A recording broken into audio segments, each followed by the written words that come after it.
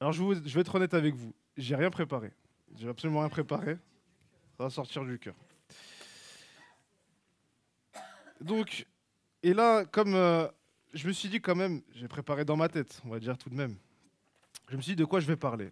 Alors, le mieux, je me suis dit, puisque la semaine prochaine c'est Hanouka, eh ben il serait peut-être temps de parler de Hanouka. Ouais. Alors,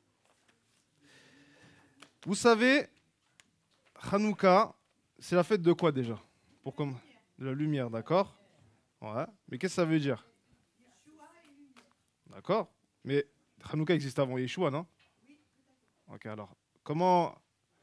C'est quoi le sens, le profond? Vous savez qu'il y a, il y a le proverbe 6, verset 23, il dit comme ça, la Torah est la lumière, les mitzvot sont un air, une flamme, comme une bougie. Ouais. Ça veut dire quoi? Ça veut dire que la bougie, c'est la mitzvot, la mitzvah, pardon, c'est la bougie. La lumière, c'est ce qui est à l'intérieur de la bougie, c'est ce qui fait allumer. Donc tu vois, ça veut dire que quoi? Il y a une intériorité et une extériorité. Ouais. Mais bon, c'est une autre histoire. Mais qu'est-ce que ça représente Hanouka? Puisque ça, normalement, on allume les bougies, on raconte une histoire, non? La lumière du Messie. Mais c'est quoi? On allume, on raconte une histoire. C'est vrai ou pas? Ok. Alors c'est quoi le miracle? C'est vrai. C'est le miracle.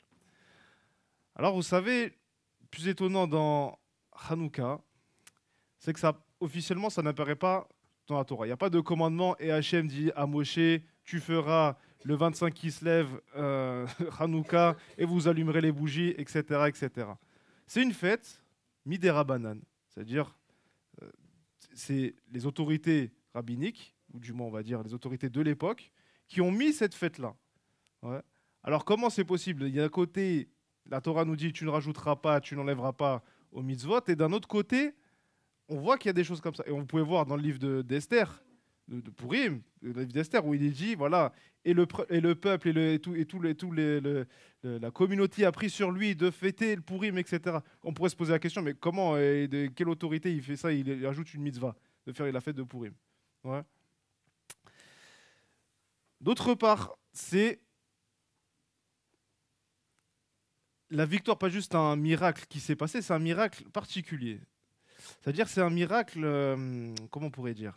C'est pas la mer rouge qui s'ouvre. C'est pas un, ça- c'est pas spectaculaire. Mais c'est un miracle. C'est-à-dire, officiellement, tu prends les chiffres, tu regardes, vous êtes combien, d'accord? Eux, ils sont entraînés, ils sont plus que toi. Toi, t'es petit, t'es pas entraîné. Comment ça se fait que tu gagnes? C'est comme le gars, il joue au loto, il joue au poker. La première fois, il joue. Il arrive, il arrive, je mets tout, tapis, tac. Regarde, mais c'est la première fois que tu joues, enfin, perds pas tes sous comme ça. Moi, je suis sûr de moi. Tac, il met, ça marche, tac, canne flush, boum. Bon, pour ceux qui connaissent le poker. Mais bon, tout ça pour dire, on pourrait poser ce genre de questions. Pourquoi, comment d'un côté, les Rachamim, ils ont mis cette mitzvah-là? Quel est le sens et qu'est-ce qu'on fait exactement? Est-ce qu'on fait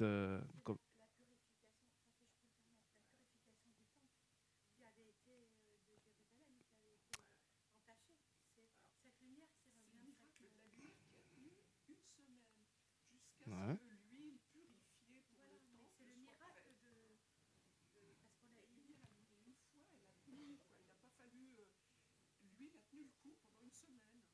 D'accord. Non, Attends, non, parce que je vais résumer parce que bon, les gens n'entendent pas. Mais comment dire, bon, on a eu plusieurs réponses. On a eu quelqu'un qui nous a dit donc c'était la lumière qui a pendant 8 jours, qui avait une fiole d'huile normalement, qui est la seule qui était pure. C'est-à-dire, c'était pur, donc il aurait dû allumer à la base un seul jour. Il y avait assez d'huile pour un seul jour. Et miracle, tac, tac, tac, ça a duré 8 jours au point qu'on a pu purifier les autres huiles et, euh, et, euh, voilà. Alors, on va répondre à la première question. Ouais. La première question était, alors comment ça se fait que les gens, ils rajoutent comme ça, ils font des fêtes et qu'ils mettent. Pourtant, on sait qu'Yeshua lui-même, il a fêté Hanouka, il a marqué noir sur blanc. Dans les évangiles, il a marqué, il a fêté Hanouka, etc., etc.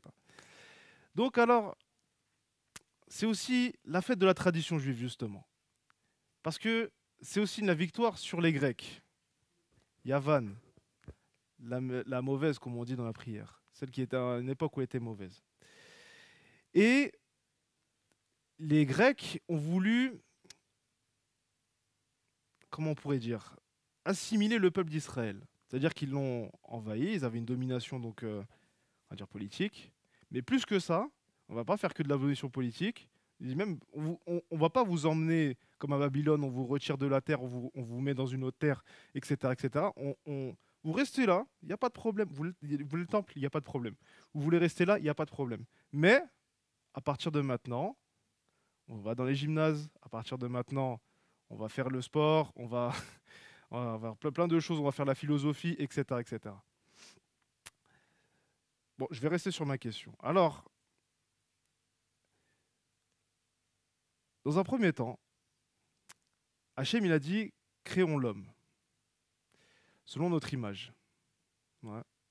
Et les sages, ils ont dit, pourquoi selon notre image? Beaucoup de commentaires ont versé là-dessus. Mais parmi une, c'est que l'homme est créateur comme Dieu.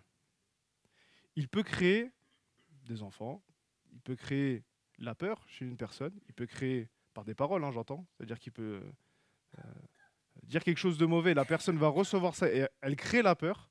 D'une mauvaise nouvelle, bah, quelqu'un tout de suite, ah bah purée, c'est vrai ça, etc. Il a peur. Ou la joie, une bonne nouvelle, alors tu es en joie, tu es bien et tout, etc., etc. Et donc, toutes ces choses-là, même on le voit, on va dire la civilisation, voilà, les bâtiments, etc., c'était pas l'avant. C'est des hommes qui ont pris des pierres, etc., etc. Et donc, l'homme est constructeur aussi, il est créateur, comme Dieu. Alors, Rambam, il dit, c'est quoi les Chachamim qui rajoutent à la Torah? Il dit c'est comme un vœu. C'est-à-dire que dans la Torah, il y a une loi qui dit pour celui qui veut faire un vœu.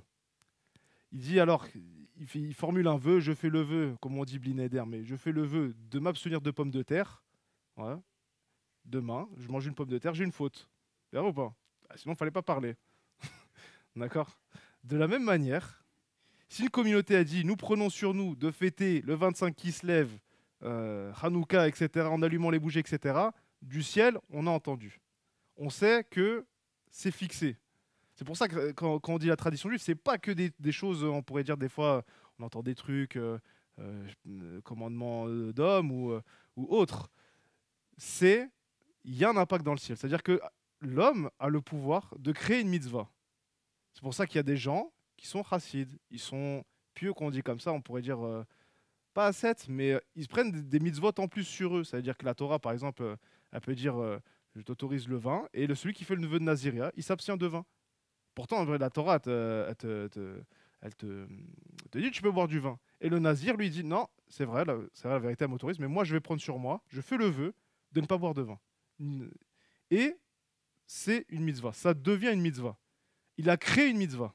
Au point que les Chachamim, ils disent... alors, il y a débat. Il y en a qui disent c'est bien, il y en a qui disent c'est pas bien. Et parmi ceux qui disent c'est pas bien, il dit mais comment tu peux, toi, t'abstenir de ce que la Torah t'a déjà interdit? Et tu t'interdis encore en plus. Tu as déjà beaucoup de choses à faire, etc. Et toi, tu t'interdis en plus le vin. Tu vas pas foncer dans le mur, là? Ouais. Il y a autre chose. Les Grecs, ils avaient la philosophie. Les Grecs avaient la philosophie. Et la philosophie, c'est le raisonnement. Alors on pourrait se poser la question, c'est quoi le raisonnement? Le raisonnement, vous savez que ça vient du latin, qui veut dire ratio, qui veut dire calcul. Tout ce qui se calcule, je peux mesurer, je peux ceci, cela, calculer, etc. Ça s'appelle rationnel. Et donc, comment dire, s'il n'y a pas si ce n'est pas mesurable, alors pour un grec, c'est pas entendable.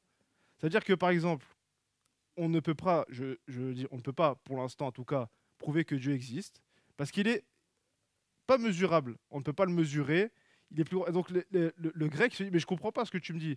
Peut-être c'est de l'imagination. Je peux pas mesurer, je peux pas toucher, je peux pas palper. Comment c'est vrai? Peut-être tu imagines des choses. Ouais, c'est la philosophie grecque, c'est comme ça. C'est-à-dire qu'il raisonne à partir de choses concrètes et palpables. Ouais. Le Ramchal, il dit une chose intéressante. Il dit la paracha qui tombe tout le temps à Hanouka, alors c'est sur 8 jours, donc tu auras toujours deux parachas. Enfin, tu peux avoir une seule, enfin bon, bref. Mais c'est la paracha Miketz. D'accord? Miketz où on voit Yosef qui sort de prison. Et il dit ça, c'est comme Hanouka. C'est l'obscurité. Yosef, il était dans l'obscurité. Et le fait de sortir de prison, il est venu à la lumière. Comme Hanouka, qui fait une libération et un miracle. De la même manière, Yosef aussi a fait un miracle. Mais il dit plus que ça. Il dit, c'est quoi ma chère Ben Yosef? Alors vous savez, dans la tradition juive, il y a, entre guillemets, deux messies. Il y a un Ben David et un Ben Yosef. Le Ben Yosef, c'est le messie souffrant. C'est aussi, ce que Rachel défend, c'est celui qui va transformer la matérialité. Il va rendre le mal mauvais, le mal bien, entre guillemets. On pourrait même se poser une question. On dit le deuxième jour, c'est le seul jour où il n'y a pas marqué « et cela fut bien aux yeux d'Adieu ». C'est-à-dire qu'à chaque fois, il dit il fut une nuit, et Dieu vit que c'était bien, et voilà, il fut un jour, il fut une nuit, jour premier, etc. Et le deuxième jour, c'est le seul jour où il n'y a pas. On dit de ce jour-là, Hachem, il a créé le mal. Pour ça qu'il a dit c'est pas bien. Mais, quand il a créé l'homme, il a dit, quand il a tout créé, et Hachem, il a vu tout ce qu'il a créé, il dit c'était Tov Me'od, c'était très très bon. Et alors les Chachamim, ils disent le Tov qui aurait dû être au deuxième jour, en fait, il est tout à la fin. Alors la question, elle est, comment Hachem, qui a créé le mal, il peut dire, il a tout vu, le mal, le bien, il a dit c'est très bien. Comment c'est possible? Tu aurais dû dire, bon, c'est pas parfait, bon, il y a un problème. Comment tu dis Tov Meod avec le mal, le bien mélangé, etc., etc. Le Racha, il y défend une chose, il dit, alors de là, la matérialité a aussi une action. Le mal aussi est dans le plan de Dieu. Il n'y a pas un Dieu du bien, un Dieu du mal, il y a Satan qui est là et Dieu, il est de l'autre côté. Non, non, non, Hachem, il est le maître de tout. Et que, quelque part, le mal aussi a son rôle à jouer. Pourquoi Hachem, il a mis en plein milieu du jardin? Parce qu'on pourrait se dire, bah, si tu veux vraiment pas que l'homme y regarde, il pas, bah, tu le caches, tu le mets dans une montagne, je sais pas, tac, tac, des gardes, des machins. Tu vois, mais pourquoi il l'a mis en plein milieu, l'arbre de la connaissance du bien et du mal? Ouais. Parce que c'était une épreuve. Et que de là, on voit que même le mal a on pourrait dire, une mission. Quelque part, il a une mission à faire. Et donc, il dit, ma chère Ben Yosef, c'est celui qui va rentrer dans le mal, extirper le bien. Vous comprenez ce que je veux dire? C'est-à-dire il dit dans un premier temps, c'est, comment on pourrait dire, une dispute entre le Ben David et le Ben Yosef. Ben David dit, tu touches à rien d'impur. Ne rentre pas dans le mal. Tu vas te perdre. Tu vas t'écrouler. Tu vas tomber. Ben Yosef, non, non, t'inquiète. C'est de là que je vais sortir la lumière. C'est de là que je vais sortir la lumière. Alors qui a raison? On dit, bon, à la fin des temps, on verra que les deux avaient raison. Mais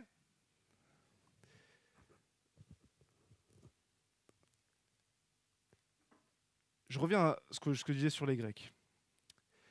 Les Grecs étant donc rationnels, ils ne comprennent pas la spiritualité. Puisque être spirituel, c'est tout l'inverse. J'aime bien cette Keïla, je me sens bien, mais je ne peux pas le mesurer. Comment tu aimes bien comment pas beaucoup, un peu, moyen. Comment je peux mesurer ça? Si je ne peux pas mesurer, pour moi, ça ne compte pas. Ouais. Alors il dit justement, Miketz, c'est tout, la paracha de Miketz, donc, c'est tout ce que va faire ma chère Ben Yosef. Ouais. Il va transformer la matérialité, il va tirer des ténèbres la lumière. Comme il est dit, il y eut un soir, il y eut un matin. Dieu dit que la lumière soit et la lumière fut. Il y eut un soir, il y eut un matin, le jour premier. Pourquoi des ténèbres, Hachem, Hachem, il a créé la lumière au point qu'on dit que dans les ténèbres, il y avait une lumière, jusqu'à qu'Hachem la retire et la sépare. Définitivement, il a fait l'Avdil, il a séparé entre la lumière et les ténèbres. Parce que, comment on pourrait dire, parce que en tout cas, c'est le but d'Hachem, quoi. C'est vraiment de rentrer là-dedans et de montrer qu'il y a de la lumière même là-bas, mais il faut l'extirper, il faut l'avdil, il faut les séparer. Je veux dire, il y en a un d'un côté, l'autre de l'autre.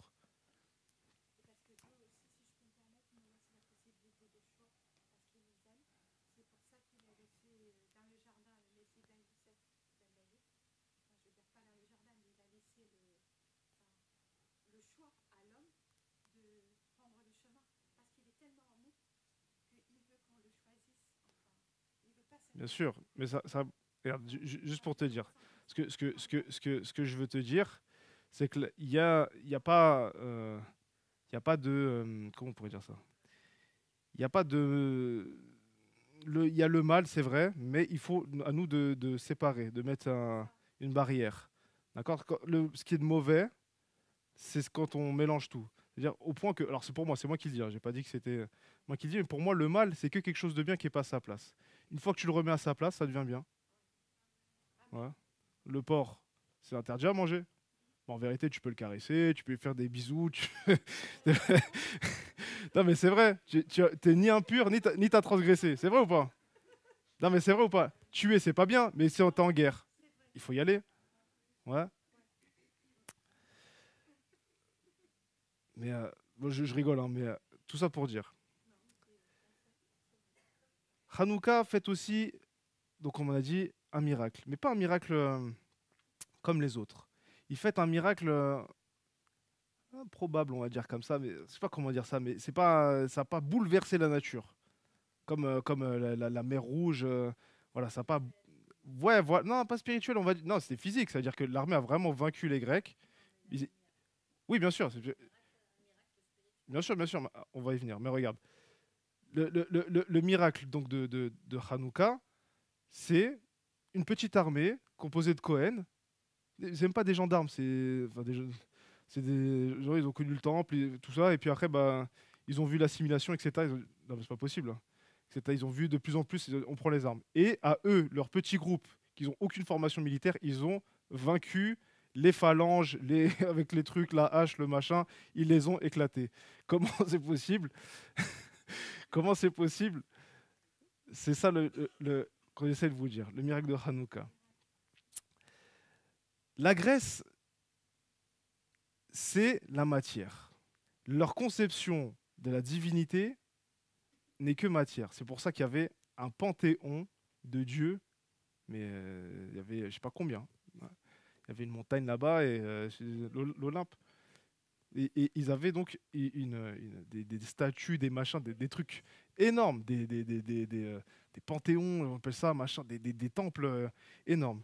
Pourquoi? Ils disaient même le monde on pourrait dire, n'a jamais été créé. Il a toujours existé. C'est-à-dire que la matière n'a pas de. Ils disaient justement, il y avait comme un paradoxe. Ils disaient, bah, effectivement, la matière, elle se détruit, mais. Alors la question, c'est que si elle se détruit, donc il a fallu que quelqu'un la crée. Parce que bon, elle ne peut pas rester éternellement. Donc si c'est pas éternel, il faudrait bien que quelqu'un donne. Il dit, ah, on ne sait pas, mais ça existe comme ça. C'est comme ça a toujours existé, il y a toujours eu de la matière, et c'est comme ça. Pourquoi? Parce que c'est leur conception des choses. C'est-à-dire que l'idolâtrie, c'est commencer à mesurer Dieu. Commencer à lui dire, il mesure tant, il fait ceci, il fait cela. Et de là va découler toute la philosophie. C'est-à-dire que la philosophie, c'est ce qui est mesurable. Quelle est la tristesse de cette spiritualité-là?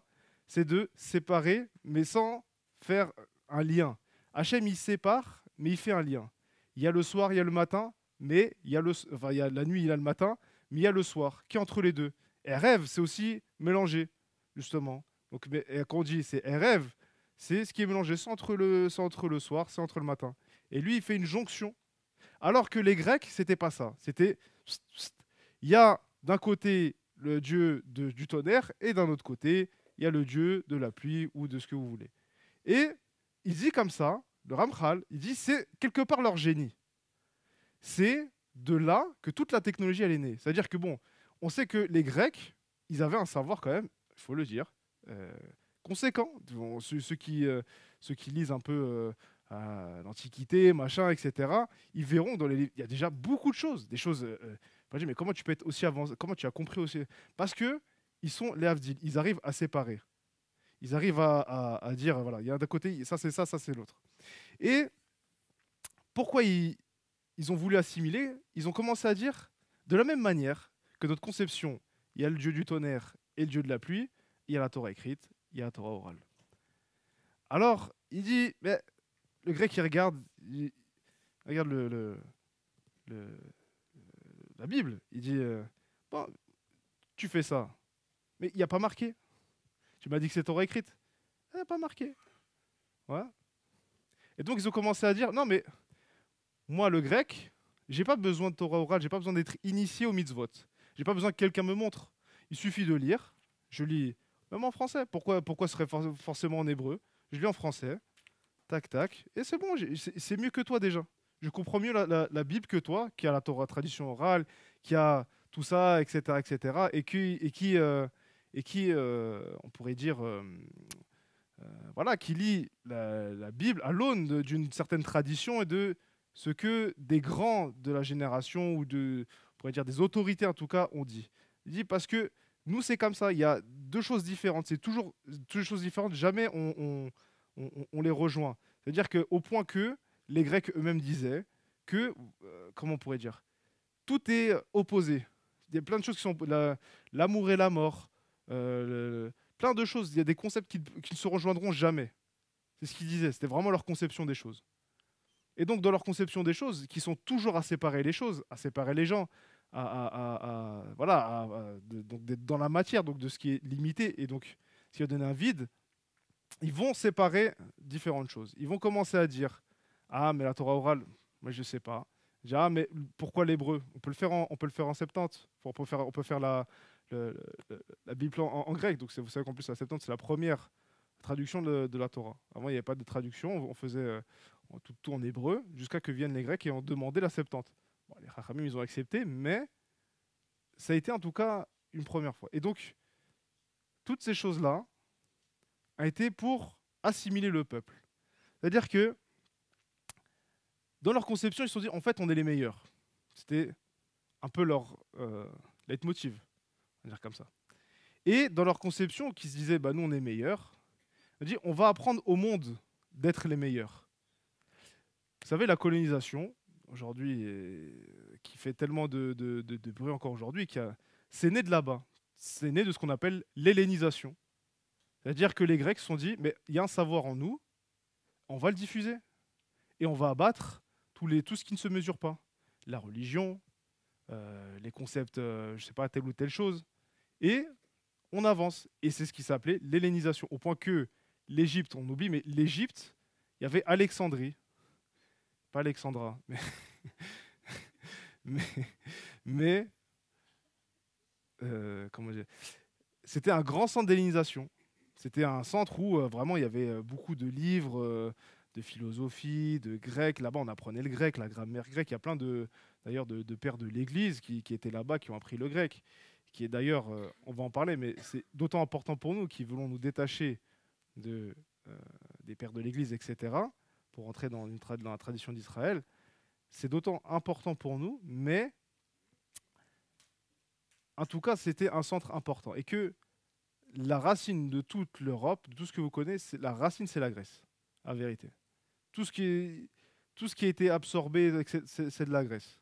Vraiment, on dit gréco-romain. On dit comme ça, voilà, les racines de l'Europe sont gréco-latines ou gréco-romaines. Gréco-romaine. On dit gréco-romaine. Il faut... Mais, voilà. Alors, quand il y a eu le miracle, il y a eu plusieurs miracles. Il y a eu donc la fiole d'huile, mais en plus, il y a eu justement donc la victoire des Maccabim sur la grande armée de Grèce. Alors,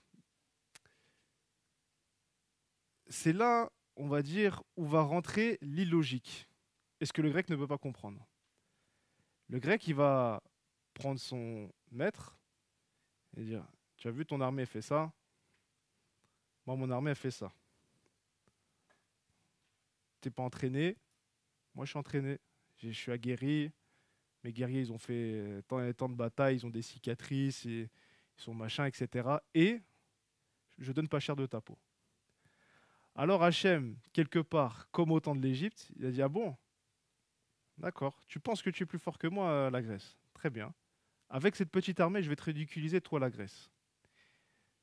Qu'est-ce que ça veut dire? Vous savez, moi, avant, j'étais athée. Je croyais pas en Dieu. Ah ouais. Je croyais pas en Dieu. Je croyais pas en Dieu. Et j'avais des questions. Hein. La vérité, j'avais plein de questions. J'avais choses et tout, etc. Mais pour moi aussi, c'était un peu dans le cas. J'étais un peu bon, bah. Si je peux pas toucher, palper, si je peux pas machin, c'est pas logique. Voilà, je peux pas te donner une garantie. Tu vois ce que je veux dire? C'est-à-dire que voilà quoi. Et a, co- a commencé mon cheminement lorsque j'ai commencé à, à me dire mais est-ce que tout vraiment est rationnel dans la vie? Il y a des choses dans la vie, tu dis mais c'est quand même bizarre. Il avait une chance sur je sais pas combien et ça arrivait. Normalement ça n'aurait pas dû arriver. Normalement, tu vois? Et dans la vie, on a vu, tout le monde a vu des miracles dans sa vie. Alors pas des mers rouges qui s'ouvrent, c'est vrai, mais des petits miracles. Des petits miracles, des petits jeux, des grands miracles, des grands miracles. Et de là, on a commencé, enfin moi pour ma part, j'ai commencé à me dire, mais quand même, d'accord, on va pas se mentir, il y a des choses logiques, il y a des choses machin, mais il y a des fois, la logique est renversée. Elle est complètement machin et ça n'a rien à voir.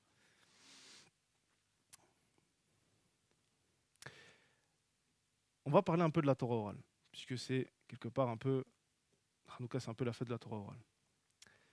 La Torah orale, alors on dit qu'elle a été reçue par Moïse au mont Sinaï, etc., etc., et donc il y a l'explication de la Torah écrite. Et avant tout, quand Moïse est mort, il a dit, moi qui vais mourir, si vous avez une question de quoi que ce soit sur, on va dire, euh, sur la Torah, sur un cas, sur un ceci, sur une blessure, etc., vous monterez, vous irez à l'endroit où Hachem réside, devant le Cohen, devant le juge, etc., et selon ce qu'il dira, tu feras.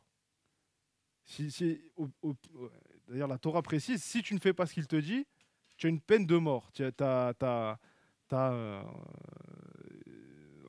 punissable de mort. Le fait de ne pas écouter le juge, etc., qui était là-bas, est punissable de mort. Rabbi Yehuda Alevi va dire une chose. De là, on voit que les Chachamim ont le pouvoir de mettre une mitzvah, etc., etc. Mais, plus que ça, il discute un peu, etc., etc., et il dit, si le juge n'est pas Bemakom, à l'endroit où Hachem réside, c'est-à-dire au temple, ou du moins au Mishkan à l'époque, Mishkan puis il a pris le temple après, c'est pas une halakha. Il le dit à Naplouse, où il n'y a pas le Mishkan à l'époque, c'est pas une halakha. Il le dit en Italie, c'est pas une halakha. C'est le juge, hein, le Cohen, tout ce que tu veux, il le dit, c'est pas une halakha. Il le dit au temple, à l'endroit où Hachem réside, c'est une halakha. Alors qu'est-ce que ça veut nous dire? Pourquoi il y a eu le temple? Le temple, vous savez, c'est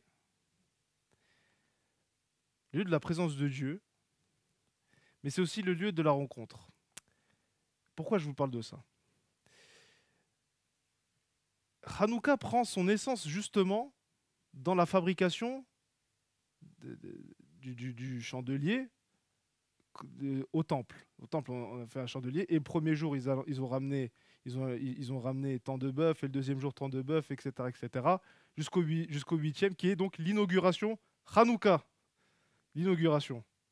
Et donc de là est né les Chachamim, ils ont vu, ils ont dit, c'est ça Hanouka. Regardez, il y a marqué dans la Torah, Hanouka, c'est l'inauguration du temple, en tout cas du chandelier du temple. Et donc en vertu, de la même manière qu'à l'époque de Moïse, il y a une inauguration, ils ont fait une fête là-bas, nous prenons sur nous, nous le peuple d'Israël, de faire une fête à Hanouka, le 25 qui se lève, etc., etc.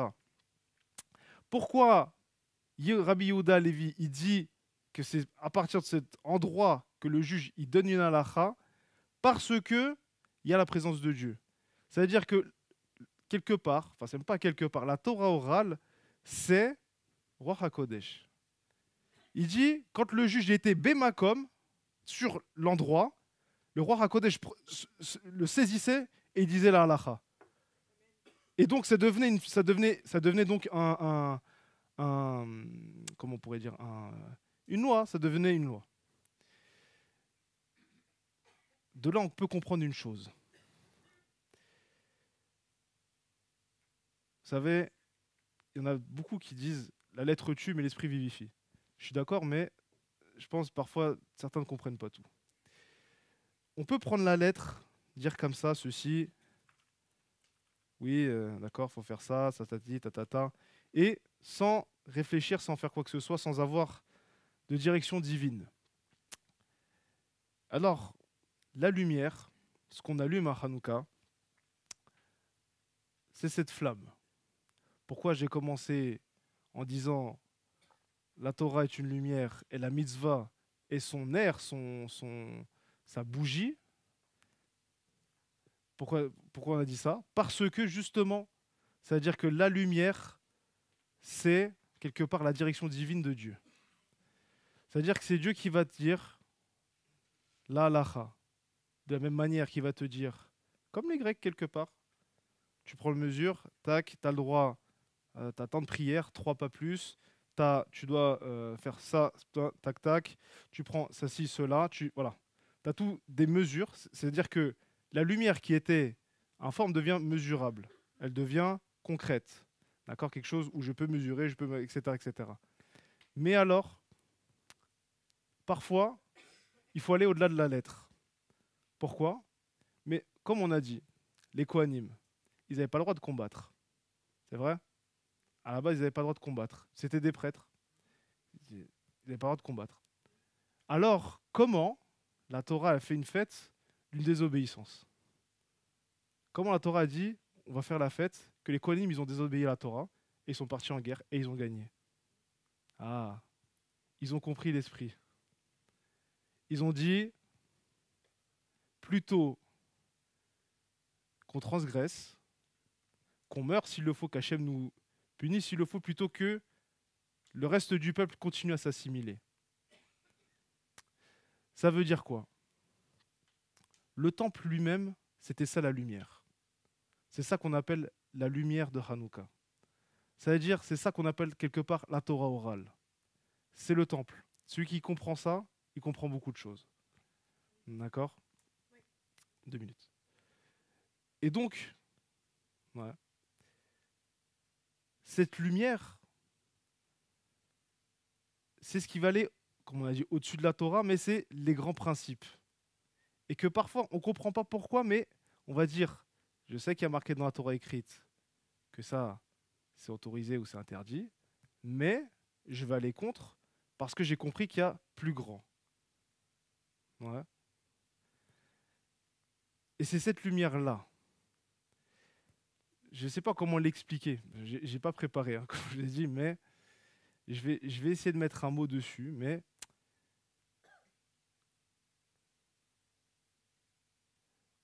on pourrait dire que la lumière,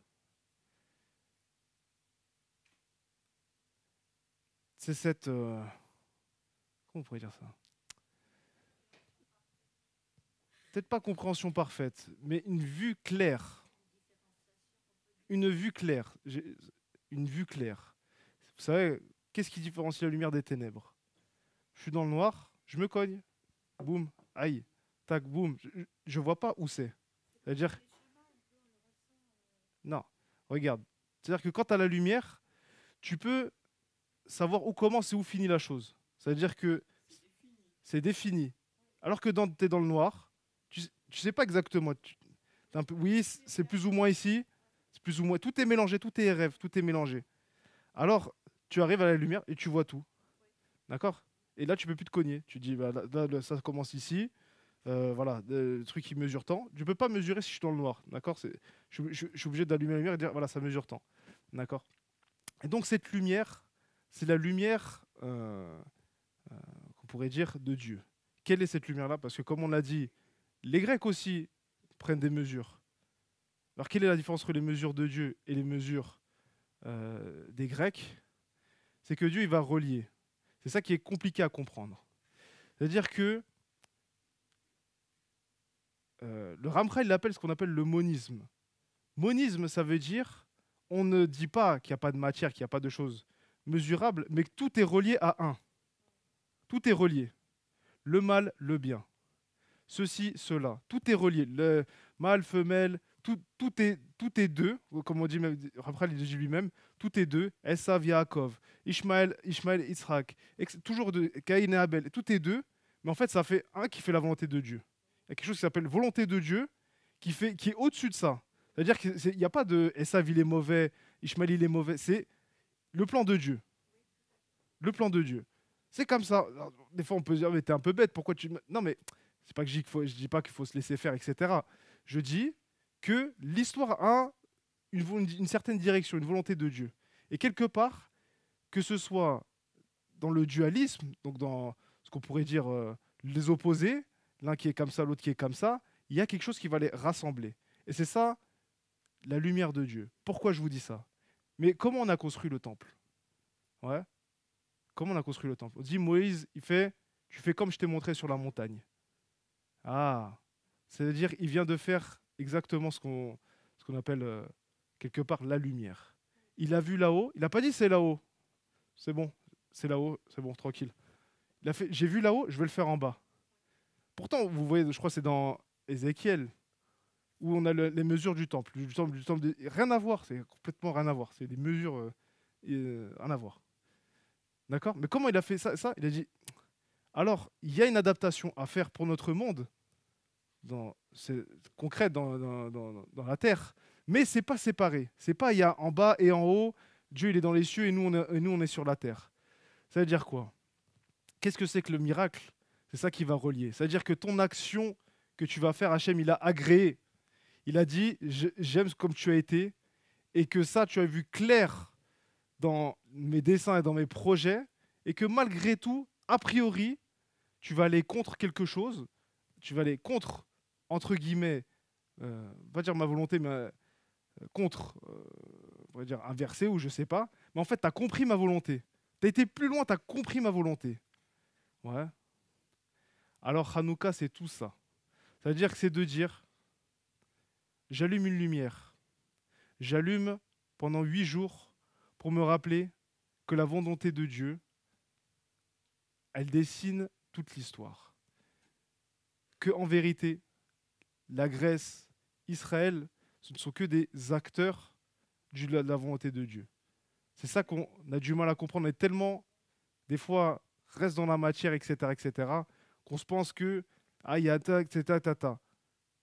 On est tous un projet global de Dieu et que chacun a son rôle à jouer.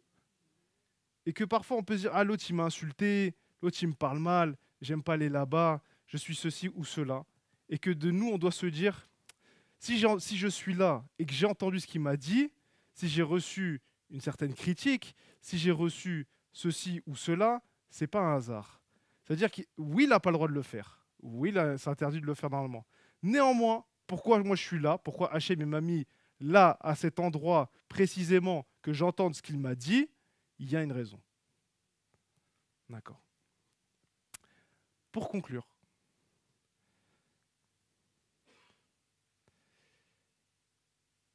vous savez, le temple, c'était le lieu vraiment le plus saint.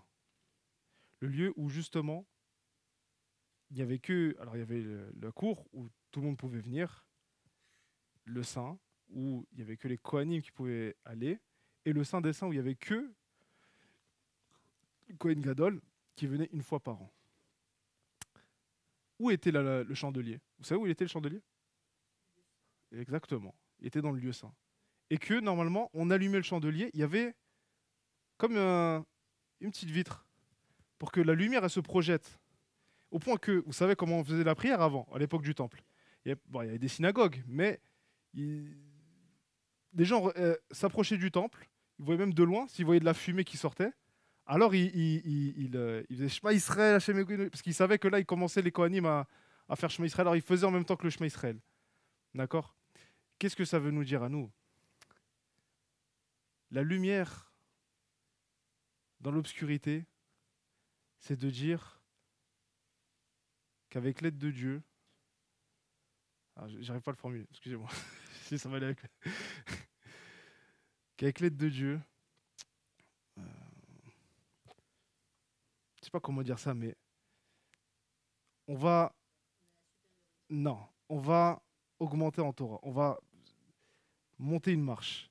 On va pas juste faire, il y a marqué, il y a écrit, et la Torah orale a dit ça, le Talmud il dit, on va jusqu'à voir quelque chose de plus global. Qu'on va voir quelque chose de plus global avec l'aide de Dieu. Et que on aura une vision claire. Vous savez pourquoi je suis ici? Pourquoi je suis dans cette quille-là? Vous savez, il y a quelqu'un qui m'est très cher, moi qui habite à Marseille, et qui m'a dit, mais Steven, viens te convertir. Viens dans une synagogue, tu te convertis, et voilà, tu seras tranquille, tu te prends la tête et tout, etc., etc. Alors je lui ai dit, écoute, on peut soit se plaindre, il y a du christianisme, et ils ont fait ça, et ceci et cela, ou on agit, on fait quelque chose. Voilà. Donc je lui ai dit, moi je reste ici, parce que je sais qu'ici, il y a quelque chose à faire. Et j'ai une vue globale, et je sais que Yeshua est le Messie. Alors les Ben Yosef, etc., justement, avec en rapport à ce qui va nous faire monter, ouais. Mais c'est le début. Je dis, c'est pas grave. C'est-à-dire que j'ai une vision claire quelque part. J'essaie de dire, c'est pas parce qu'aujourd'hui, il n'y a pas tout ce qu'il faut, que dans le futur, il n'y aura pas. Et je me dis, cette lumière-là de comprendre la fin des temps, de comprendre le but et l'arrivée, c'est ça qui fait, on pourrait dire, c'est ça qu'on appelle la foi quelque part, les miracles. Dire, mais attends, euh, comment t'es parti de là? Tout a supporté les épreuves, t'as fait ceci, et il y a eu ça, et lui il est parti, etc. Je dis, mais c'est vrai, ok, ils sont partis. Il y a des gens qui ont fait n'importe quoi, mais je savais qu'ici il y a quelque chose à faire. J'avais une vue globale. Je dis, mais c'est pas la halakha ici, c'est pas tout parfait. Oui, c'est pas tout parfait. Oui, c'est pas tout parfait. C'est pas tout parfait. Mais il y a une vision globale, il y a une volonté de Dieu qui est au-dessus même de la halakha. C'est ça qu'on appelle Hanouka. Shabbat Shalom.